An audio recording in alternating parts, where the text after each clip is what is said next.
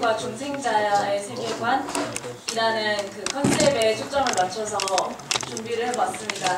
전반적인 내용은 중생이라고 하였을 때 우리가 처음에 가지는 생각이 무엇인지, 그리고 중생자의 세계관이라 하는 무엇인지에 대해서 먼저 살펴보고, 책에서는 아무래도 좀 이렇게 덜 구체적인 어떤 방향, 액션 플랜을 제시를 했다고 생각을 해서 저희가 각자의 삶에서 그런 중생자로서 우리가 이 세계에서 어떻게 살아가야 하는지를 좀 더 생각을 해보는 시간을 가져서 그걸 나눠보려고 합니다. 좀 이상할 수 있겠는데 저희 전엔 중생이라는 단어를 두고 이제 얘기를 시작했을 때 이런 얘기들을 막 했어요. 그러니까 사실 이 얘기가 무슨 말인지는 아는데, 그러니까 거듭난 자라는 말에 익숙하지 우리가 중생자, 중생하였다라는 말은 조금 어색하게 느껴지더라고요. 그래서 가볍게 중생 하면서 드는 생각들을 나눠봤습니다. 책에서는 중생을 이제 우리가 하나님으로부터 영적으로 출생함을 의미한다고 얘기를 하고 있어요. 근데 저희가 이런 중생에 대해서 이제 얘기를 하면서 고민이 됐던 게, 책을 통해서 보다 보면 중생이 어느 한 순간에 이렇게 하나님을 우리가 정말 영적으로 받아들임으로 인해서 변화되고, 여러 인지적으로 변화되고 감정과 정서가 변화되고 이러한 점을 이야기를 하는데, 이게 정말 한순간에 우리가 확 변하는 건지, 아니면 중생이라는 것이 어떠한 과정을 거쳐서 영적인 성장을 다 포함을 하는 단어인지에 대해서 되게 많은 고민을 했습니다. 사실 어떤 뚜렷한 결론을 낸 것은 아니고요. 다만 이제 이 책에서 이야기하듯이 중생한 자라면 어떤 인지적 기능의 변화, 그러니까 하나님에 대한 지식, 그리고 하나님의 나라에 대한 지식을 가장 중요한 것으로 여기는 사람이 중생자다. 그리고 감정과 정서의 변화라 하면 하나님을 우리가 제일 사랑하고, 그리고 그 하나님을 더 알아가려고 하는 것이 또 중생자의 삶일 것이다. 능동적으로 사랑을 실천한다는 것은 단순히 그 사랑 안에 우리가 수동적으로 거하는 것이 아니라 더 나아가서 어떤 좀 적극적인 자세로 사랑을 실천하고 이렇게 보여주는 것이다 라는, 이러한 것이 중생의 의미임을 파악을 했을 때에, 그렇다면 우리는 중생자인가? 라는 이제 고민 속에서 뭐랄까, 이러한 것들을 완전하게 우리가 갖추고 있지는 못하지 않나 하는 생각을 하게 됐습니다. 그래서 정확하게 중생한 자가 어떤 의미인지 아직 확실하진 않지만, 그럼에도 불구하고 우리가 하나님을 알아가려고 하는 자들로서, 하나님을 사랑하는 자들로서 중생자의 모습을 갖추기 위해서 우리가 무엇을 더 노력을 할 수 있을까를 생각을 해보았습니다. 네. 그래서 지금부터 이제 차례차례 한 명 한 명이 나눈 걸 이야기를 할 텐데요. 혜선이는 특별히 그 능동적으로 사랑을 실천한다라는 어떤 컨셉에서 이런 액션 플랜을 제시를 했습니다. 세 가지를 이야기를 했는데요. 첫 번째가 따뜻한 사랑의 마음을 가지고 사람과 세상을 바라보는 것. 그 다음에 두 번째로는 주변 사람들에게 적어도 하나씩 장점을 발견을 하고 그것을 그 사람들에게 이야기해 주는 것. 세 번째로는 이제 정서적인 측면에서 누군가를 판단하고 정죄하려는 마음이 들 때 나 같은 죄인도 이제 사랑하신 하나님을 기억하면서 그런 마음을 좀 이렇게 억제하려는 것을 이제 하나의 액션 플랜으로 제시했습니다. 그럼 혜선이가 이제 능동적으로 사랑을 실천한다라는 컨셉에서 좀 더 중생자다운 삶을 살아야겠다라고 생각을 했다면, 저는 보다 어떤 이제 인지적 기능의 변화라는 측면에서 조금 더 생각을 해보려고 하였습니다. 저 같은 경우에는 비슷한 내용이긴 한데요. 이제 자꾸 나는 크리스천이고 나는 어떻게 살아야겠다라는 생각도 있고, 나름의 이제 거듭난 삶을 살아가고 있다고 생각을 하지만, 세상이라 이분법적 사고하지 말라고 했지만 밖에 나가서 이제 사람들이랑 대화를 하다 보면 쉽게 물드는 것 같아요. 저쪽에서 조급해하면 같이 조급해하고, 심지어 크리스천들과 대화를 할 때도 그냥 점수가 뭐 어떠냐, 뭐 몇 등이냐, 막 이러면 같이 또 거기서 막 이러고 있고 하는 그런 생각들, 그런 모습들을 많이 발견을 하게 되는데, 내가 중생자로서 이렇게 하나님을 더욱더 알아가고 하나님에 대한 지식을 더 중요하게 여기는 사람이라면 그런 사람들과 대화를 함에 있어서도 이렇게 하나님 나라를 항상 생각을 하면서 또 하나님에 대해서 이야기할 수 있는 사람이 되어야 되지 않을까라고 생각을 했습니다. 그래서 저는 특별히 요새 생각을 하고 노력을 하려고 하는 것은 사람들과 만났을 때 적어도 주제 하나 정도는 내가 하나님께 받은 어떤 사랑에 대한 이야기를 한다든지 아니면 이런 상황에서 하나님께서 주시는 마음에 대해 이야기를 한다든지 하려는 걸 액션 플랜으로 삼았습니다. 세 번째로는 지명 오빠인데요. 지명 오빠는 인지적 기능의 변화라는 측면에 조금 더 맞춰서 이제 액션 플랜을 생각을 해보았습니다. 이 역시 이제 인지적 기능의 변화가 하나님에 대해서 더욱더 알아가려고 하는 것이기 때문에 오빠는 성경을 따라서 이제 하나님의 주시는 그런 마음을 어떤 재구성하고 그다음 주기적으로 다시 이제 그거를 묵상하는 시간을 갖겠다라고 이야기를 해주었습니다. 그를 통해서 이제 본인의 전공이 어떤 하나님의 뜻인지를 조금 더 알아감으로써 이제 보다 중생자의 삶을 살아가겠다라고 말씀해 주셨습니다. 마지막으로 은길이는 은길이 역시 이제 저희도 좀 인지적 기능에 좀 더 초점을 많이 맞춘 것 같아요. 은길이 같은 경우에는 마찬가지로 하나님의 것을 가장 우선순위로 여기고 늘 하나님의 말씀을 간구하는 생활을 하고 싶다. 그래서 이를 위해서는 이제 일상 속에서 쉬지 않고 기도하는 습관을 들이고 또 정말 주어진 모든 상황 가운데서 정말 하나님이 내게 명령하신 일을 하듯이 충실하게 하나하나 성실하게 죽게 하듯 하고 싶다라는 액션 플랜을 제시했습니다.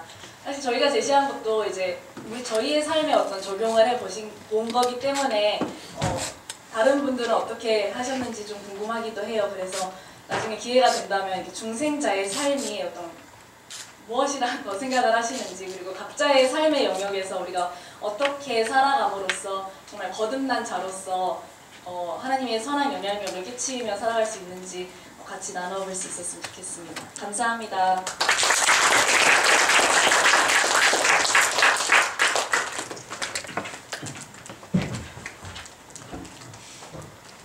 네, 잠시만 미리 준비를 못해서 잠시만 넘기겠습니다.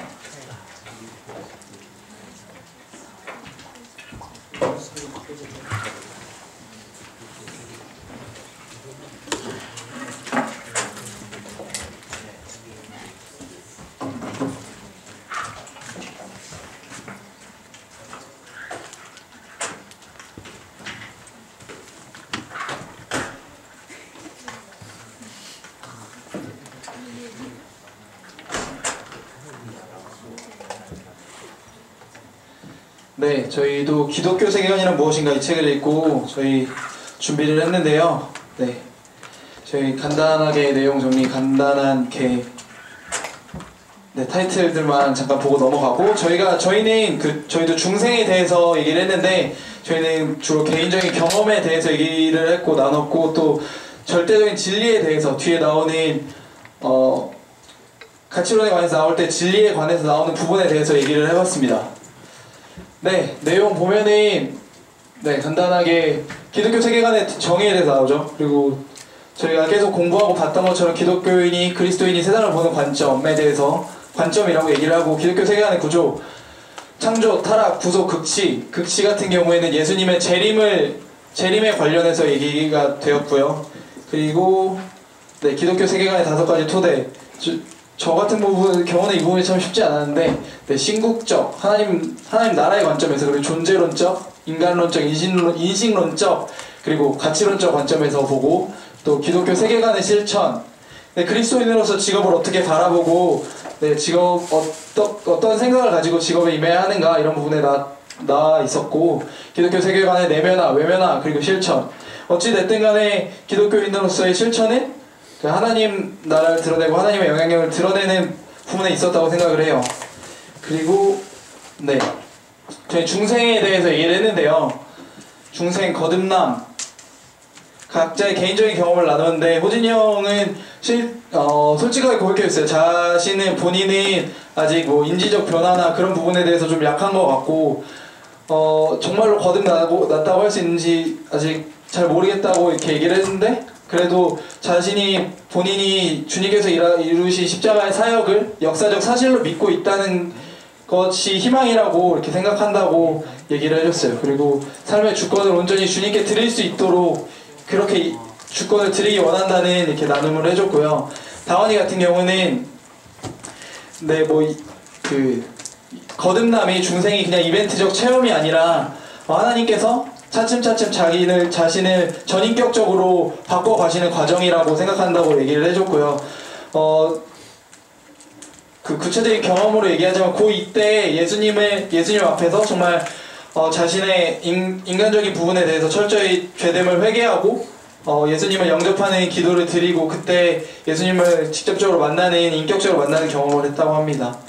재광이 형은 특별한 경험은 없지만 하나님을 알아가는 과정에서 자신의 죄됨을 더 보고, 그러니까 자신의 죄악을 더 바라보게 되고, 그리고 하나님을 더 알아갈수록 그러한 죄됨을 바라보고 자신이 고쳐가는 부분, 자신이 변화되어가는 부분, 그것들이 중생의 과정이고 성화의 과정이라고 나오나요?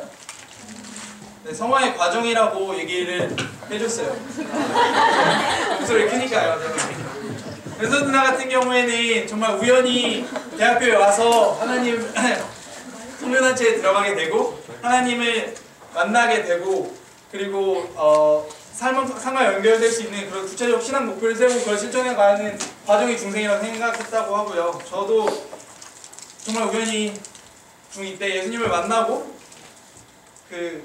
변해가는, 그때는 처음에는 그냥 이벤트라고 생각했던 것 같아요. 그냥 그 순간에 성령님을 경험하고 그 순간에 내가 눈물을 흘리고 그것이 그냥 예수님을 만나고 그것이 끝이라고 생각했던 것 같은데 조금씩 배우고 또 책을 읽으면서 예수님을 알아가면서 매 순간 성화의 과정이고 매 순간 이렇게 하나님을 알아가는 과정이라고 생각을 했어요. 그래서 저 같은 경우는 정말 하나님 앞에 매 순간 이게 하나님께 보고 계시고 하나님께서 만들어 가신다는 것을 생각하고 깨어 있어야겠다라는 생각을 했고요. 네, 기독교 진리, 참 이게 되게 학문적인 부분이었던 것 같아요. 세상의 모든 영역을 적용할 수 있는 단일한 진리 체계는 있을 수 없다. 상대주의적 관점이고 현대 사회에서 포스트 모더니즘적 그런 관점이죠. 네, 그런 부분에 대해서 어떻게 생각하는지 얘기를 해봤어요. 호진이 형의 경우 어떤 얘기를 했냐면, 그러니까 간단히 예로 동성연애에 대해서 얘기를 했을 때 학교에 갔을 때 동성연애는 옳지 않은 것이다 라고 얘기를 했을 때 아마 요즘 같은 시대에는 아마 되게 고리타분한 사람으로 볼 거고 어쩌면 욕을 먹을 수도 있다는 얘기를 했어요. 하지만 정말 진정한 다양성이라는 것은 이것도 옳고 저것도 옳고 이것도 좋고 저것도 좋은 게 아니라, 그리고 그 안에서 혼란이 야기되는 게 아니라 정말 옳은 것이 있고 그 진리 안에서 다양한 것들이 추구되는 것이 올바른 기준 아래 있는 다양성이 진정한 다양성이라는 얘기를 했고요. 다원이 같은 경우는 그 절대적인 진리 하나만 있다는 게 반감을 죄송합니다. 반감이 드는 때도 있지만 그것보다 더 큰 것, 그 다양성이나 그 어떤 다양한 기준보다 더 큰 것은 하나님의 유일하심이라는 얘기를 했어요. 그래서 그 어떤 다양성이나 어떤 진리에 사람들이 옳다고 하는 진리보다 더 중요한 거는 하나님이 유일하시고 하나님이 그 모든 것보다 크시다는 사실이라고 얘기를 해줬고요. 재광이 형은 캠퍼스에 대한 얘기를 했어요. 포스트 모던주의가 만연하고 상대주의가 만연한 캠퍼스 가운데 비슷한 얘기를 해줬는데, 결국 중요한 것은 이런 상대주의라는 그런 것들이 만연한 캠퍼스 가운데서, 세상 가운데서 우리가 해야 될 것은 진리를 드러내는 것이라고 얘기를 했어요. 우리가 그리스도인으로서 진리란 어떤 것이며 또 그것을 그냥 말로만 지식으로만 전달하는 것이 아니라 정말 여기 책에 나와 있는 것처럼 실천적 기독교 세계관을 갖추고 그 은혜의 삶을 실천함으로써, 진리의 삶을 실천함으로써 하나님 나라를 확장시키고 그런 삶을 살 수 있어야 된다고 생각했고요. 죄송해요. 횡설수설 되네요. 그리고 연선 누나 같은 경우는 종교 간의 대화에 대해서 얘기를 했어요. 종교 간의 대화라고 하면서 기독교 같은 경우는 종교 간의 대화가 힘든 부분이 있고, 다른 종교의 경우도 각 종교의 각 종교의 진리를 가지고 있기 때문에 타협이 어렵다라는 얘기를 했는데, 역시 우리는 그럼 또 그 상황 가운데서 이 종교 간의 타협을 얘기하는 상황 가운데서 우리는 어떻게 기독교인으로서 살아야 하는가에 대해서 얘기를 했어요. 진리를 추구하는 삶 속에서 은혜를 드러내는 삶을 살아서 기독교 진리가 옳다는 걸 보여주는 것이 중요하다라는 얘기를 했고요. 저 같은 경우는 되게 깨어있지 않으면 순식간에 휩쓸려 갈 수 있다는 생각을 했어요. 사실 저도 기독교인이고 모태신앙이라고 하면서도 학교에서 배우는 것들을 통해서 제 마음속에, 제 머릿속에 상대주의라는 게 깊이 뿌리 내려 있었던 것 같아요. 그래서 저 같은 경우에도 절대적인 진리 하나, 이것만이 옳다라는 그런 말에 대해서 상당히 언어적인 반감을 가지고 있었던 것 같아요. 그래서 깨어있지 않으면, 정말 내가 성경 말씀으로 붙들려 있지 않고 깨어있지 않으면 순식간에 세상의 풍조에 휩쓸려 갈 수 있겠다라는 생각을 했고요. 정말 이런 상대주의가 너무 당연하게 받아들인 사회 속에서 깨어 있어서 성경 말씀으로 내 머릿속에 지식적인 토대를 가지고, 신앙적인 토대를 가지고 살아가야겠다는 생각을 했습니다. 네, 정신없이 발표했는데 잘 들어주셔서 감사합니다. 저희 시작은 5분 잠깐 쉬었다고 할 텐데요. 저희 13기 동문이 오셨는데 지금 조금 이따 가져야 된다고 해서